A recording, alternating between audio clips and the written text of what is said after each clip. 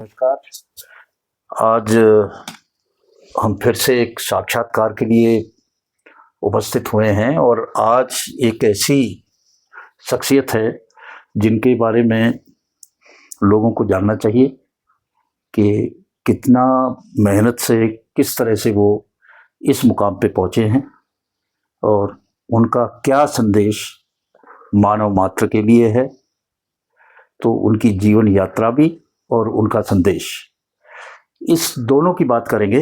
और आज हमारे साथ हैं प्रोफेसर मनदीप अवाना जी। मनदीप जी, आपका बहुत बहुत स्वागत है। धन्यवाद सर जी। आज हमारे पॉडकास्ट में आपका स्वागत है। और आप कैसे हैं? मैं अच्छा हूँ सर जी, आप कैसे हैं? मैं भी ठीक हूँ।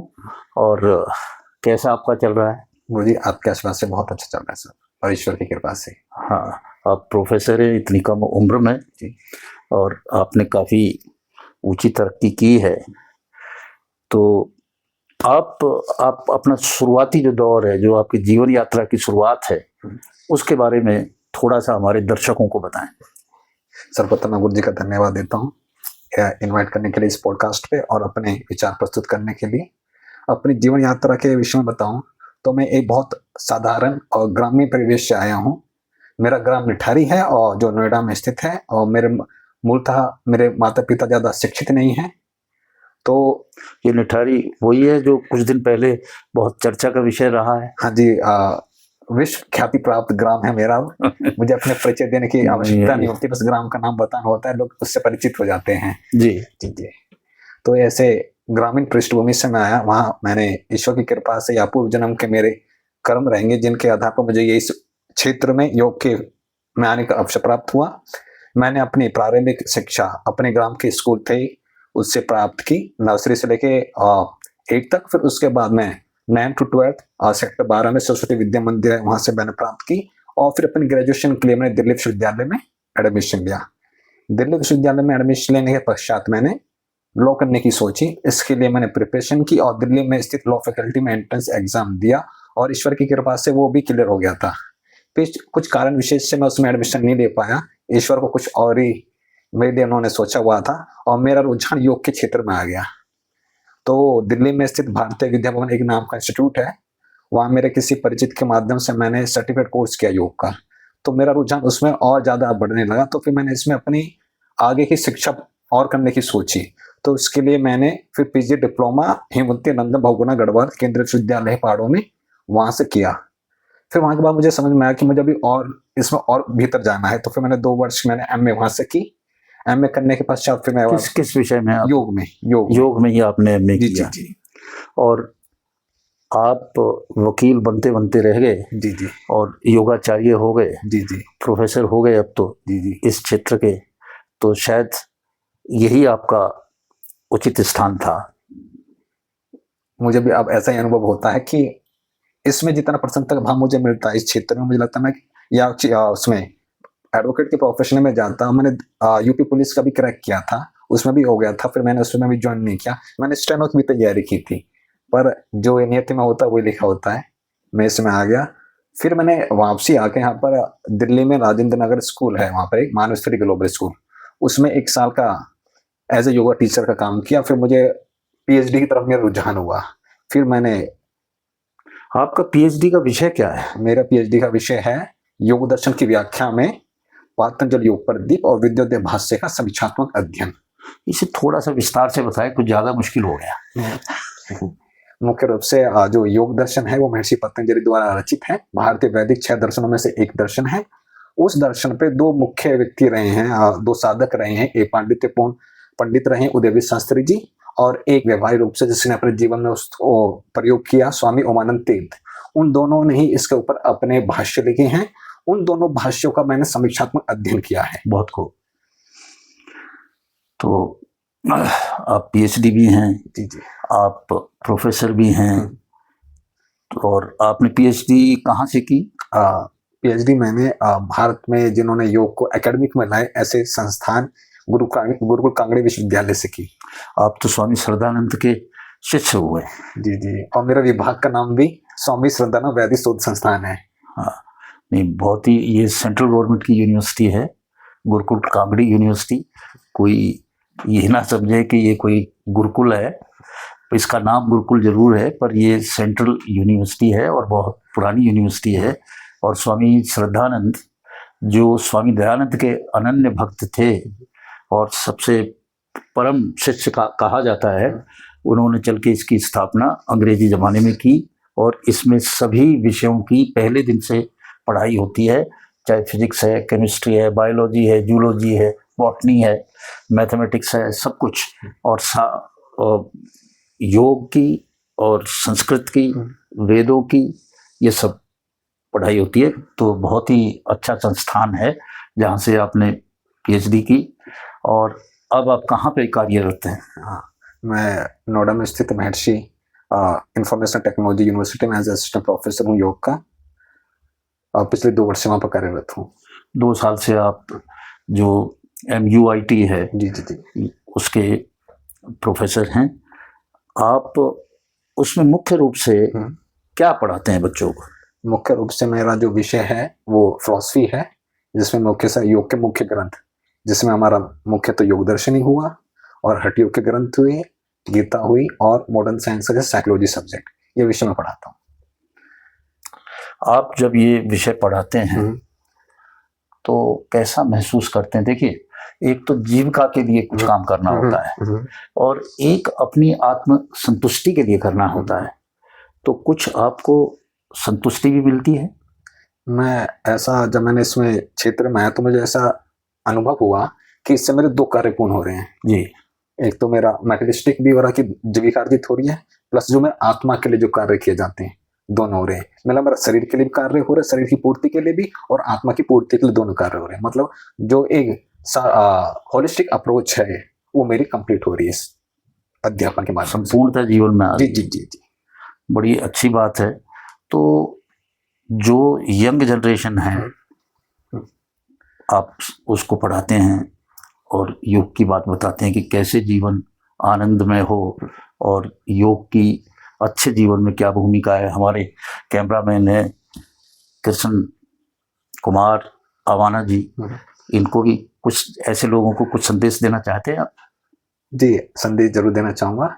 ये संदेश मात्र एक व्यक्ति विशेष के लिए नहीं है। जब इसको मैं थोड़ा पीछे से जोड़ना चाहूंगा जी। जब ईश्वर ने सृष्टि की रचना की तो उसने प्राणी मात्र के लिए ये जो ज्ञान है, अमूल्य ज्ञान, हमें ऋषियों को दिया था। उन ऋषियों की परंपरा से ज्ञान आज तक हमें तक आया। तो बोलो, जीवन जीने की कला है ये, जो हर व्यक्ति विशेष को पता होनी चाहिए।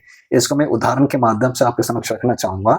जैसे हम किसी विषय के विद्यार्थी हैं, जैसे हमने मैथ पढ़ रहे हैं तो मैथ की हम पढ़ाई करते हैं और मैथ के बाद उसका रिजल्ट देते हैं। वो 1 साल तक का उसका समय टाइम पीरियड है, उसके बाद रिजल्ट आता है। जैसे ये विद्या है योग दर्शन, ऐसे ही जीवन दर्शन कहता हूं मैं इसको। तो इसका समय अवधि क्या है? इसकी समय अवधि है जब से आपने जीवन जिया और जब तक आपका जीवन समाप्त होगा, तब तक उस जीवन अवधि में आप कैसे जी रहे हो, कैसे अपने आप को मैनेज कर रहे हो, जिसमें सुख भी होगा दुख भी हो। जैसे 24 घंटे मौसम बदलते हैं ना, 12 महीनों में ऋतु बदलती हैं, उसमें आप अपने आप कैसे एडजस्ट करते हो कि परिस्थिति तो ऐसी रहेगी, उसमें आप कैसे अपने आप अपने व्यक्तित्व का निर्माण कर रहे हो, उससे शिक्षा देता हमें ये व्यक्तित्व का निर्माण। आज के संदर्भ में ये बहुत आवश्यक है। और पीछे हमने 1-2 पॉडकास्ट की थी और उसमें जो वृद्ध लोग हैं, माता पिता हैं, तो कुछ अरसे से जो मूल्य हुआ करते थे और जो कर्तव्य एक बेटा समझता था अपने माँ बाप के प्रति, कुछ समय से इसमें कमी आई है। और अब वृद्ध आश्रमों की संख्या बढ़ रही है जो हमारे यहाँ पे बिल्कुल नहीं थे। भारतवर्ष की धरती पे माता पिता को देवता समझते हैं और वो चीज़ें अब लुप्त सी होती जा रही हैं। तो आप इसके बारे में क्या संदेश देना चाहते हैं यंग जनरेशन को? आप यंग हैं, आप अपने जो साथी हैं, अपनी जो जनरेशन है उसको क्या संदेश देना चाहते हैं? अगर हम मैं हर चीज की जो पृष्ठभूमि है वो अपने इसी विषय से जोड़ना चाहूंगा। ऋग्वेद में भी एक जगह मेंशन है मनुभवा, कि हमारा जो अल्टीमेट गोल है वो मनुष्य बनना है, सब चीजें सेकेंडरी है। उसी विषय में महर्षि पतंजलि ने जब योग दर्शन एक ग्रंथ लिखा, तो उसमें सबसे पहले उन्होंने यम और नियम का जिक्र किया। तो उसमें यम के अंदर आपके अंदर सोसाइटी के साथ आपको कैसे रहना है, और सोसाइटी की बात करें तो सोसाइटी में पहले आप इंडिविजुअल आदमी, फिर अपनी फैमिली के साथ आप कैसे बिहेव कर रहे हो। तो उसमें अपने माता पिता के प्रति आपके जो कर्तव्य हैं उनको आप पूर्ण रूप से आपको पालन करना है, उनके साथ समय व्यतीत करना है, उनकी जो जरूरतें हैं उनको पूर्ण रूप से आपको समय समय पे देख रेख करनी है, उनसे आप पीछे हट नहीं सकते। पीछे बात हुई थी तो मैंने ये बात कही थी कि अक्सर लोग ये कहते मैं अपनी माँ बाप की सेवा कर रहा हूँ, तो मेरा जो है सेवा शब्द से पे एक रिजर्वेशन है कि जब माँ बाप ने संतान का पालन पोषण किया तो माँ बाप ने तो कभी नहीं कहा कि मैंने अपने पुत्र की सेवा की। तो ये जो भाव है, और जब माँ बाप के प्रति कर्तव्य निभाने का समय आता है तो वो लोगों को दिखाने के लिए कि वो बड़ा दयावान है और बड़ा भारी दया का काम कर रहा है, वो कहता मैं अपने माँ बाप की सेवा कर रहा हूँ। मुझे ये सेवा शब्द से बहुत नफरत है। आपके क्या विचार? आपकी बात से मैं पूर्ण रूप से सहमत हूँ। ये भाव दुनिया को दिखाने के लिए नहीं होते हैं। जो व्यक्ति विशेष है उसके प्रति आपका क्या समर्पण है, कर्तव्य है, समर्पण कर्तव्य है कि आपके प्रति, आपकी उनके प्रति जिम्मेदारी है कि इस दुनिया में लाने वाले आपको वही हैं। तो आपका ये ऋण है कि उनके हर सुख दुख में, जैसे उन्होंने बचपन से लेकर आप अब तक पोषित किया, बड़ा किया, अब आपका नंबर है, आपका नंबर है, आप उसे पीछे हट ही नहीं सकते। ये क्यों ऐसी फीलिंग जो है नई जनरेशन में आती है? यहाँ तक मैंने सुना है कई जगह कि वो अपने माँ बाप के लिए कहते हैं कि ऐसा इन्होंने क्या कर दिया, इन्होंने अपने बच्चों के लिए किया, हम भी अपने बच्चों के लिए कर रहे हैं। तो ऐसा क्या स्पेशल है? जब ऐसे विचार पनपेंगे तो वृद्ध आश्रमों की संख्या तो बढ़ेगी। जी जी, इनको भी संदेश देना चाहिए। आप इतने बच्चों को यम को पढ़ाते हो तो इनको इस तरफ भी थोड़ा सा जो है गौर करना चाहिए। अब हम चलते हैं। आपने एक श्रृंखला करी थी, जहाँ तक मुझे याद पड़ता है कि भारत के 100 संतों के बारे में आपने बताया था।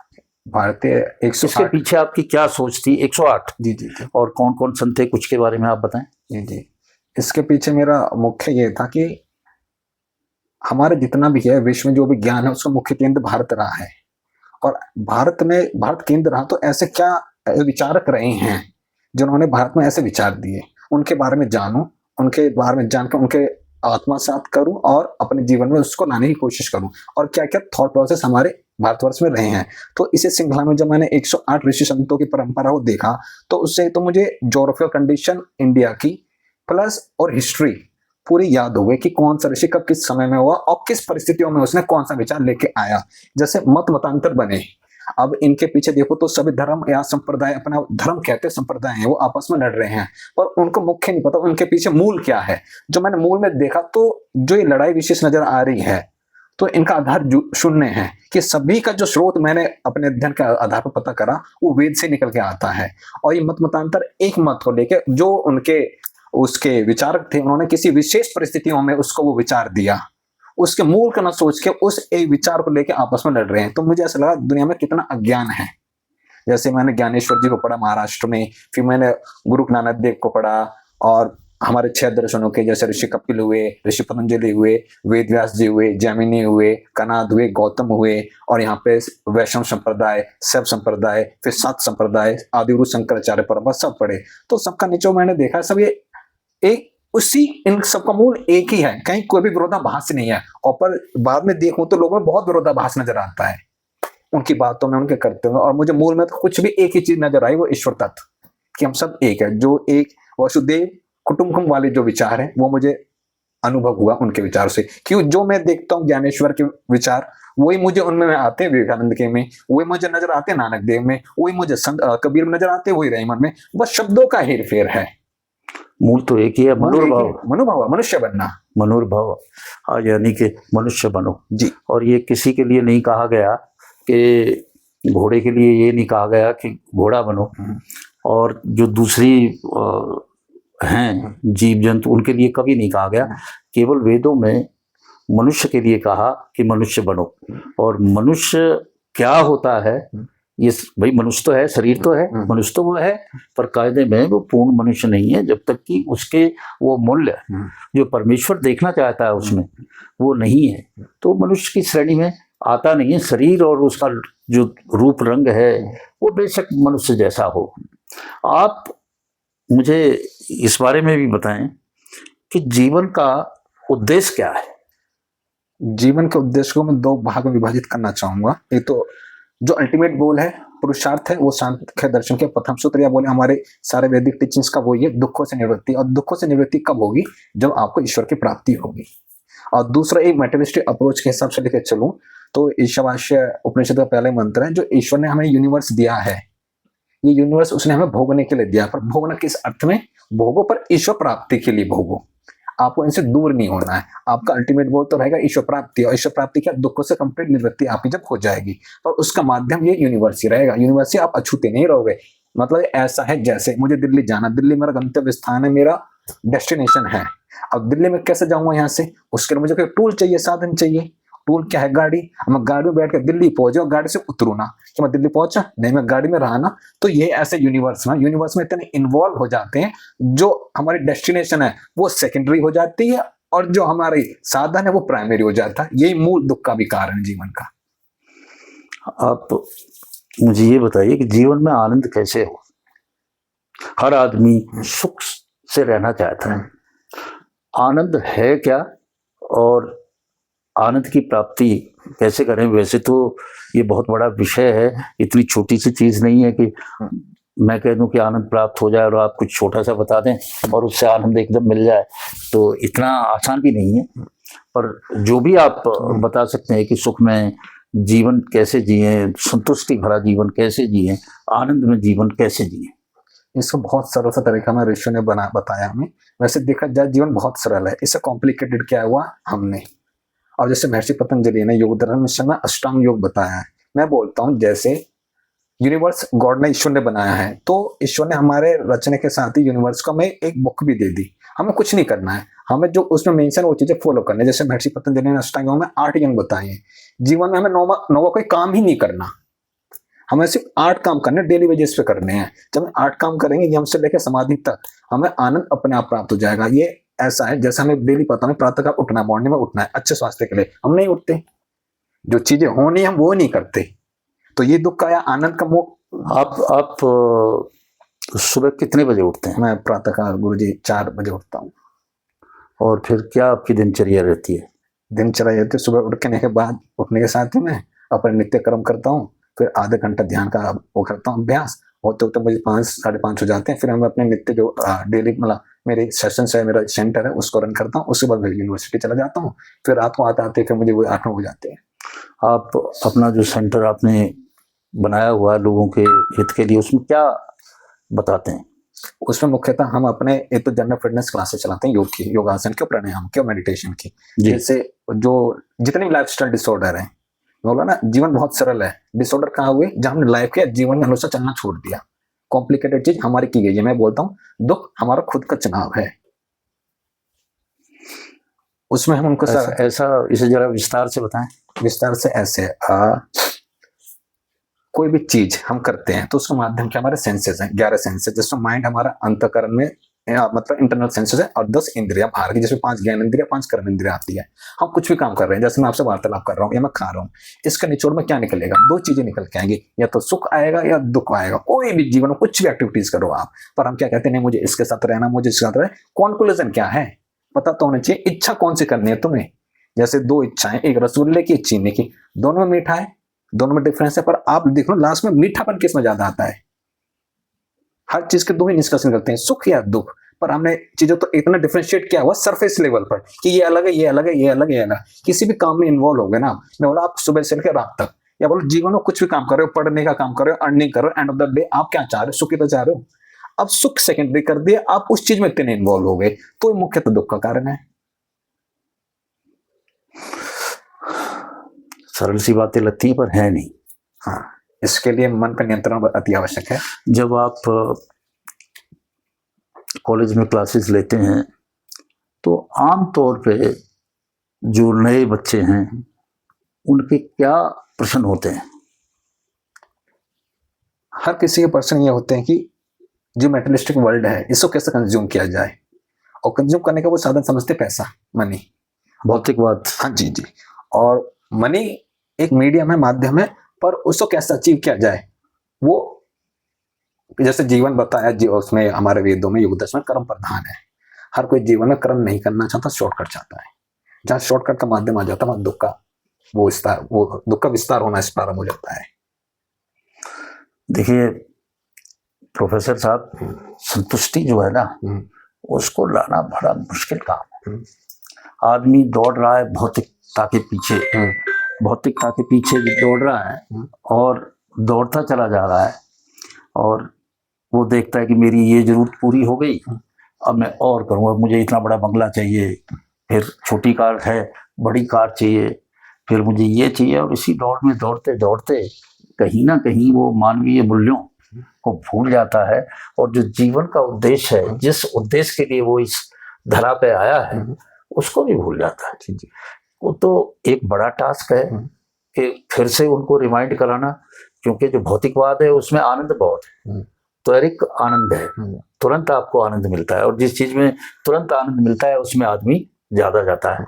और तो समझाना तो थोड़ा मुश्किल है, क्योंकि मुझे तो ऐसे भी बच्चे मिलते हैं कई बार कि मैं जब उनसे पूछता हूँ कि भाई थोड़ा सा ये भी करो, समय निकाल के, अपना जो कैरियर है वो तो ठीक है, पर थोड़ा सा ध्यान मॉरल, नैतिकता के ऊपर, मानवता के ऊपर, शारीरिक सक्षमता के ऊपर भी दो, और परमेश्वर को भी थोड़ा समय दो। तो कई सवाल हमसे सीधा रूप से कहते हैं कि परमेश्वर क्या है, और मैं कहूँ कि है, तो उनका अगला सवाल होता है कि किसी ने देखा है परमेश्वर को? ऐसे ऐसे प्रश्न आते हैं, और बहुत यंग जनरेशन के ये प्रश्न है कि देखा है, यानी कि जो चीज देखी गई है, आंख से देखते हैं, जो न्याय दर्शन है उसमें जो प्रमाण की बात कही गई है, प्रत्यक्ष भी एक प्रमाण है, और इसके अलावा दूसरे भी प्रमाण है जिससे कोई सिद्धि होती है। आप सिद्ध करते हैं, दूसरों की तरफ उनका ध्यान ही नहीं है। तो एक आम बुजुर्ग को ये मुश्किल हो जाता है कि वो कैसे इनको समझाए कि भगवान है। आप इस विषय में क्या कहना चाहते हैं? मुख्य रूप से मैं इनमें इनकी गलती नहीं मानता हूँ। बीते वर्षों में मूल समस्या की तरफ जाना चाहिए हमें, और समस्या की तरफ जाना देखा गया तो बीते कुछ वर्षों में देखेंगे जो हमारी मुख्य शिक्षा है, गुरुकुल पद्धति रही है, उसमें काफी हेरफेर या ध्वस्त कर दी गई है। पहले मेरे भी यही प्रश्न होते थे भौतिकवादी वाले, जब मैंने इस विषय से नहीं जोड़ा था तब मुझे चीजें ऐसा समझ में आने लगी, हमको जानना है जो हमारा ज्ञान का स्तर है ना, जो थॉट प्रोसेस जो हम सोच रहे हैं, उसके पीछे जो अप्रोच है, जो आधार है, वो मेटेरियलिस्टिक अप्रोच है। तो हमारा थॉट प्रोसेस पूरा मेटेरियलिस्टिक होगा।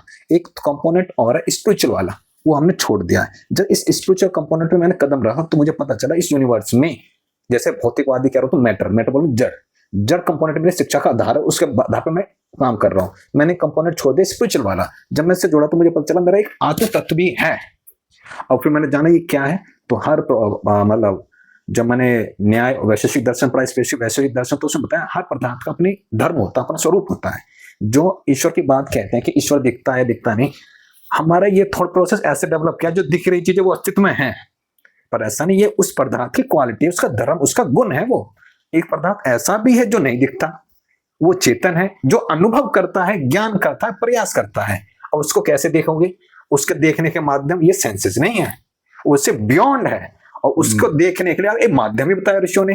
साधारण इंद्रियों से आप नहीं देख उसका विषय नहीं है। जैसे कोई मुझसे बोले, योग दर्शन में एक बड़ा, आपने तो इसके ऊपर बहुत रिसर्च की है कि जब हम समाधि की बात कहते हैं अष्टांग योग में, तो संप्रज्ञात समाधि में जो मन है उससे आत्मा का साक्षात्कार करते हैं, और असंप्रज्ञात समाधि में आत्मा से परमात्मा का साक्षात्कार करते हैं।